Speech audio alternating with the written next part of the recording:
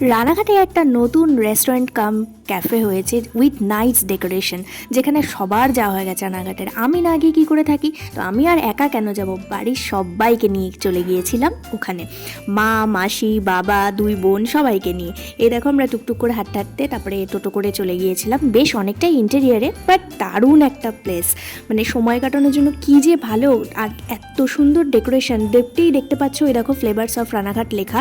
আর সামনে একখানা গাড়ি দাঁড় করিয়ে রাখা হয়েছে, যেখানে ফটো তোলার জন্য রীতিমতো লাইন দিয়ে দাঁড়াতে হয়। আমরাও তাই করেছিলাম। তারপরে ফটো তোলার প্রচুর জায়গা, জানো তো, পুরো জায়গাটা আমি কভারই করতে পারিনি, কেননা যথেষ্ট ভিড় ছিল। ওখানে দেখো বাউল গানও হচ্ছিল। তারপরে সামান্য কিছু খাওয়া দাওয়া করে আবারও ওই জায়গাটা পুরো এক্সপ্লোর করছিলাম। ওখানে দেখো কতগুলো নৌকা রাখা হয়েছে, নৌকার মধ্যেও বসে খাওয়া যাবে, এরকম একটা প্লেস।